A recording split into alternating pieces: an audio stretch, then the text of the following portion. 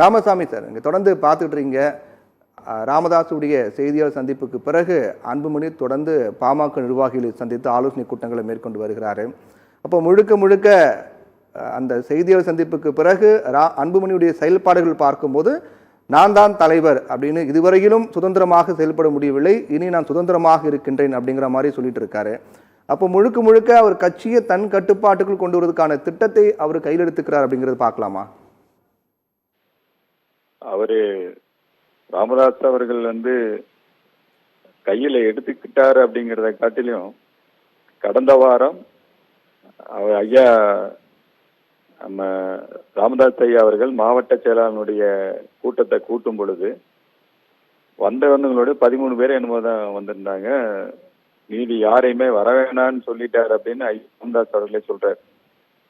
அப்படின்னா அவருடைய வார்த்தையிலிருந்தே நிர்வாகிகள் எல்லாரும் அன்புமணியினுடைய கட்டுப்பாட்டில் இருக்கிற மாதிரி தான் தெரியுது இந்த போக்கு எல்லாமே. அடுத்தடுத்து அவரு யாரையெல்லாம் அவர் நீக்கிறாரோ உடனடியாக இவர் அப்படியெல்லாம் இல்லை, அவர் தான் பொருளாளர் திலகபாமா அவர்களை நீக்கின உடனே அவர் சொன்னார், இல்ல அவங்கதான் நீடிக்கிறாங்க அப்படின்னு சொல்லி சொன்னாரு. என்னை யாரும் தலைவரா இருந்து நீக்கிறதுக்கு யாருக்கும் அதிகாரம் கிடையாது, பொதுக்குழுல நான் தேர்ந்தெடுக்கப்பட்டேன், பொதுக்குழுக்கு தான் அதிகாரம் இருக்குன்னு அன்புமணி சொல்றாரு.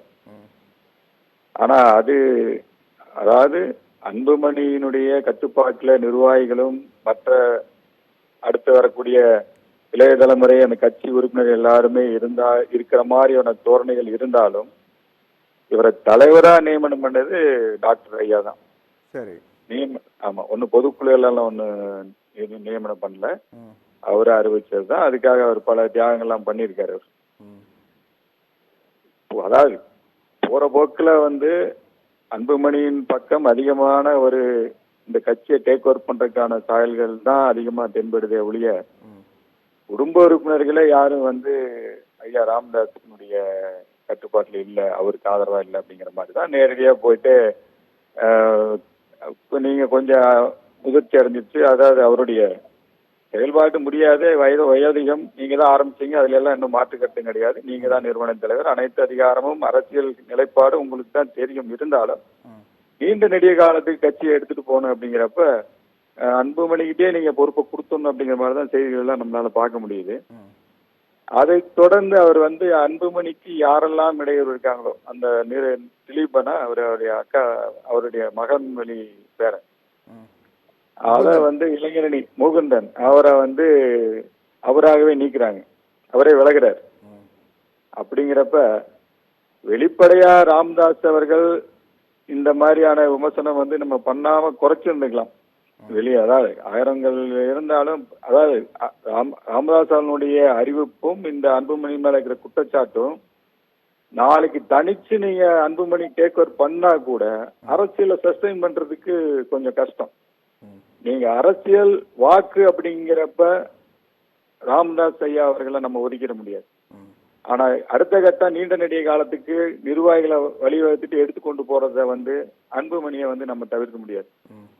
இரண்டையும் சேர்த்து வச்சு அரசியல் நிலைப்பாட்டை உணர்ந்து அவங்களே எனக்கு தெரிஞ்சு ஒன்னாயிடுவாங்க அப்படிங்கிற மாதிரிதான் தெரியுது. இதுல பாஜகவினுடைய தலையீடு இருக்கு, அவங்கதான் இதை உள்கட்சியில புகுந்து இதை உடைச்சிட்டாங்கிறதெல்லாம் ஏத்துக்க முடியாது. பாஜகவினுடைய கூட்டணியில தான் பாமக இருக்கிறப்ப உடைக்க வேண்டிய அவசியம் கிடையாது அவங்களுக்கு. 2001 இருந்தே இப்ப ஐயா ராமதாஸ் சொல்ற 2001லயே எனக்கு அன்புமணி இந்த மாதிரி கட்சி என்கிட்ட கொடுத்துருங்க, நானே எடுத்துக்கிறேன் அப்படிங்கறத அதாவது பொது வெளியில நடைமுறை யதார்த்தம் அடுத்த தலைமுறைகிட்ட பொறுப்பு கொடுக்கறது தான் நம்ம வழக்கமா பார்க்கக்கூடிய ஒரு நிகழ்வு நம்மளுடைய குடும்பமாக.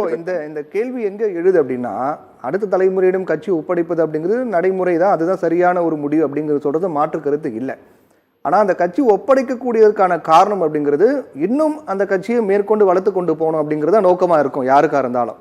அப்போ அந்த வளர்வதற்கான ஒரு நோக்கம் அப்படிங்கிறது சில முடிவுகளால் அது தவறான திசை நோக்கி போகும்போது அது கட்சியினுடைய மூத்த தலைவர் அப்படிங்கிற முறையில அதை தடுக்கிறதுக்கோ இல்லை அது வேண்டாம் அப்படின்னு சொல்றதுக்கோ அவருக்கு அதிகாரம் உரிமை இருக்கு அப்படின் போது அங்கதானே முரண்படுறாங்க. நிச்சயமாக ராமதாஸ் ஐயா அவர்களுக்கு அந்த அதிகாரம்லாம் இருக்கு. ஆனா கடந்த 4 தேர்தலில் பாத்தீங்க அப்படின்னா அவருடைய அரசியல் அந்த முடிவுகளும் தேர்தல் கூட்டணிகளும் சாதகமா அவங்களுக்கு கிடையாது. இப்ப கடந்த முறை அவருடைய நிலைப்பாடு என்னன்னு தெரியல, இவங்க பாஜக போயிட்டு இருக்கிறதும் வந்து 4 சீட்டு போயிடுச்சு. கடந்த முறை அவர் அப்படி சொன்னதா கூட சொல்றாங்க. இந்த பக்கம் நம்ம திமுக பக்கம் போறதுக்கு தான் அவருடைய நிலைப்பாடு. ஆனா அவர் பாஜக பக்கம் போறதுக்கு போனா இருக்கிற இது மேல் சபையிலேயாவது ஒரு மந்திரி யாரெல்லாம் அப்படிங்கிற ஒரு கணக்குல தான் வந்து அவர் வந்து நம்ம அன்புமணி மூவ் பண்றாரு. இருக்கிறவங்க எல்லாருமே பொறுப்பாளர்கள் எல்லாருமே வந்து ஐயாவும் வந்து யாரும் வந்து ஒதுக்கல, அவரை யாரும் வந்து எதுக்கவும் இல்லை. ஆனால் ஒரு நியாயமா என்ன சொல்றாங்கன்னா அடுத்த கட்டத்துக்கு தான் போகணும்னு சொல்றாங்க. குடும்ப உறுப்பினர்கள் அப்படித்தான் சொல்றாங்க.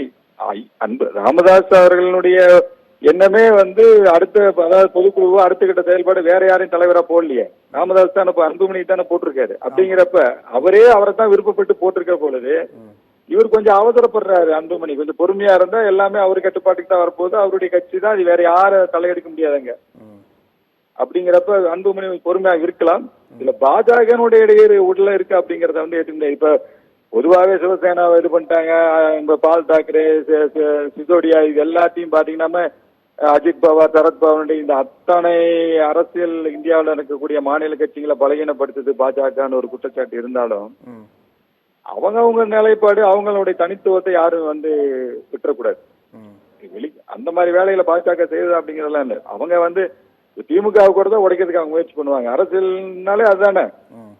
இப்ப கருணாநிதி என்ன பண்ணாரு, வைகோவை என்ன என்கரேஜ் பண்ணாரு, என்ன தம்பி அப்படின்னு அவரு அதை உடைச்சு அவருக்கு உண்டான அரசியல தக்க வச்சுக்கணும்னா வேற வழி கிடையாது. அங்க இருக்கிற போராட்டமே ஒருத்தரை கபலீகரம் பண்றதுதான் அரசியல். அப்படிங்கிறப்ப அது எல்லாம் அதை வந்து தவறுன்னு சொல்ல முடியாது. அவங்க அரசியல் நிலைப்பாடு அவங்களுடைய கட்சியை வலுப்படுத்தணும், அவங்களுடைய கொள்கையை மக்கள்கிட்ட கொண்டு போகணும், நலத்திட்டங்களை போகணும், இந்த சஸ்டைன் பண்ணணும் அப்படின்னு தான் நினைப்பாங்க. அப்படிங்கிறப்ப பாஜகனுடைய தலையீடுகள் இருக்கிற மாதிரிலாம் ஒண்ணும் இல்லை. இவங்க குடும்பத்துக்குள்ள இவங்க யார் அதிகாரம் வர்றது அப்படின்னு இவருக்கு வந்து உடனடியா வேணும்னு இவருடைய எதிர்பார்ப்பு இருக்கு போல இருக்கு அன்புமணிக்கு. அவரு ராமதாசனுடைய ஒரே இது என்னன்னா, அன்புமணி மட்டும் இல்லாம மகள் வழி சொந்தங்களையும் இதுல இணைச்சு கட்சியை கொண்டு போயிடணும் அப்படின்னு நினைக்கிறார். அதுக்குதான் முகுந்தனை வந்து இளைஞர் அணியா ப்ரொபோஸ் பண்றாரு. அது அன்புமணி ஏத்துக்க முடியல. ஒரே கட்டுப்பாட்டுக்குள்ள ரெட்டை தலைமைக்கு மறுபடியும் போயிடக்கூடாதுன்னு அன்புமணி நினைக்கிறார் போல. அது அவங்களுடைய கட்சி நிலைப்பாடு. அவங்க என்ன முடிவு எடுப்பாங்களோ எடுப்பாங்க. இதுல பாஜக வந்து எங்கேயுமே நம்ம வந்து அதுல பொருத்தி பார்க்கறதுல அர்த்தம் இல்லை. அது நிலைப்பாடு சரியானதும் கூட இல்லை. இல்லை, பாஜக அப்படிங்கிற கேள்வி ஏன் எழுது அப்படின்னும் போது அது சாதாரணமாக எழலை. இப்போ அமித்ஷாவுடைய தமிழகம் வருகைக்கு முன்பாக தான் பாமகவுடைய தலைமை மாற்றப்படுது. அன்புமணி செயல் தலைவராகவும் நானே தலைவராக தொடர்வேன் அப்படின்னு ராமதாஸ் அறிவிக்கிறார். அப்போ அந்த அறிவிப்பினுடைய பின்னணி என்ன பார்க்கப்படுது அப்படின்னா, அமித்ஷா வந்த பிறகு கூட்டணி தொடர்பாக பேசும்போது அன்புமணியும் பாமகவை பாஜகவோட கூட்டணி அமைச்சுக் கொள்வாரோ அப்படிங்கிற முடிவு எடுத்துருவாரோ தன்னிச்சையாக, அதை தவிர்க்கணும் அப்படிங்கிறதுக்காக தான் அந்த தலைமை மாற்றப்பட்டது அப்படிங்கிற மாதிரிலாம் பேசப்பட்டது. அமித்ஷா வருகைக்கு முன்பாக தான் இது நடந்தது. இது ஒன்று. இரண்டாவது, அன்புமணியும் அவருடைய மனைவியும் காலை பிடிச்சு கெஞ்சினாங்க அப்படிங்கிற ராமதாஸ் சொல்லியிருக்காரு. அதிமுக கூட்டணி வேணாம், பாஜக கூட்டணி போகலாம் அப்படின்ற மாதிரி. அப்போ அந்த அளவுக்கு காலை பிடிச்சு கெஞ்சுற அளவுக்கு அவங்க கூட்டணி பாஜக வேணும்னு சொல்றது பின்னாடியில் தானே ஒரு கேள்வி விடுது இல்லையா? தேவைகள் என்ன இருக்கு அப்படிங்கறத பார்க்கணும். இப்ப நம்ம வந்து நடைமுறைய இப்ப நீங்க வகுப்பு பாஜக கூட பாமக எவ்வளவு இணக்கமா இருக்கு அப்படிங்கறத பார்க்கணும். அப்படின்னா உடைக்க வேண்டிய அவசியம் இல்லை. இப்போ வகுப்பு வாரியத்துக்கான சட்டத்தை வந்து தமிழ்நாடு கவர்மெண்ட் வந்து அதுக்கு எதிராக வந்து தீர்மானம் ஏற்றினாங்க. இங்க தமிழ்நாடு சட்டசபையில அந்த எதிர் தீர்மானத்துக்கு பாமக சட்டசபை உறுப்பினர்கள் இங்க ஆதரவு தெரிவிச்சாங்க. ஆனா அதே பார்லிமெண்ட்ல அந்த வாக்கெடுப்பு அது வரும்போது பாமக நம்ம அன்புமணிகளை வெளிநடப்பு பண்ணிட்டு பேசாம வந்துட்டாரு. அப்படிங்கிறப்ப அங்க அவங்க இணக்கமா தான் இருக்கிறாங்க. அப்படிங்கிறப்ப அவரை உள்ள வந்து உடைக்கிற வேண்டிய அவசியம் கிடையாது. இந்த பர்சன்டேஜா ஓட்டை கால்குலேட் பண்ணாலும் அந்த பிரிவினைவாத அந்த ஓட்டுகள் வந்து பாஜகவுக்கு போய் சேர்ந்துடும் அப்படின்னு எந்த கணக்குல நம்ம எடுக்க முடியும்? வாய்ப்பு கிடையாது. நீங்க உள்ளூர் லோக்கல் பாலிடிக்ஸ்ல இருக்கக்கூடிய அரசியல் நகர்வுகளை மத்திய அரசு கூட அதை கம்பேர் பண்ணி அவங்க பாலிடிக்ஸ் இருக்கிறதுனால எல்லாரும் பொதுவெளியில பேசுறது வந்து சரி கிடையாது. 2001 அன்புமணி கேட்கிறாருன்னு ராமதாஸ் ஐயா சொல்றாரு. எதை இப்ப அமித்ஷா வந்ததுனால இந்த நிலைப்பாடு எடுத்துட்டாங்க, பொறுப்பை மாத்திட்டாங்க அப்படிங்கலாம் கிடையாது. இவருக்கு வந்து குருவை வந்து மதிக்கல அப்படின்னு ஒரு பல குற்றச்சாட்டு சொல்றாரு. யாருக்கு நான் சொன்னால யாரும் பொறுப்புல போடலன்னு சொல்றாரு. போன முறை நீங்க அந்த மாநாட்டிலே பார்த்துப்பீங்க. மாநாட்டுக்கு முன்னாடி ஒரு பொதுக்கூட்டம் நடக்கும்போது மேடையில அவர் ஒரு சிலரை வந்து அறிவிக்கும் பொழுது இவர் ஒத்துக்க மாட்டேங்கிறார். இந்த சண்டை இவங்க அதிகாரத்தை கட்சியை தன்வசப்படுத்திக்கணும் அப்படிங்கறதுல அன்புமணி காட்டுற வேகம் தான். அந்த நிலைப்பாடை ஒழிய பாஜக அவனுடைய இதுல தலையிட்டு இருக்கிற மாதிரி ஒன்றும் தெரியல.